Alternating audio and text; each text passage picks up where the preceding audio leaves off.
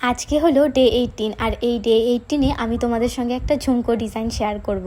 কিন্তু তার আগে আমি 3টা গোলাপ দিয়ে 3টা পাতা করে নিব। তো সবার ফার্স্ট আমি প্রথমে সার্কেল করে নিয়েছি, নেওয়ার পর গোলাপের পাপড়ি করেছি। তো প্রথমে 3টা গোলাপ করে নিয়েছি, তারপর 3 কোণে 3টা করে পাতা করে নিয়েছি, আর তারপর বাইরের দিকে বর্ডার করে নিয়ে সেটুকু ফিল করে দিয়েছি। এরপর আমি ঝুমকোর ডিজাইন করব। ঝুমকো ডিজাইন করার আগে সবার প্রথমে বেসটা করে নিয়েছি।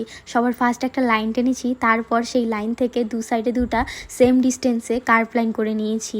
তারপর ভেতরের দিকে সার্কেল কিছু ডিজাইন করে দিয়েছি, আর সেই ঝুমকোর বাইরের দিকেই আবার বর্ডার করে দিয়েছি। তারপর নিচের দিকেও আবার ছোট ছোট করে ঝুমকো ডিজাইন করে নিয়েছি।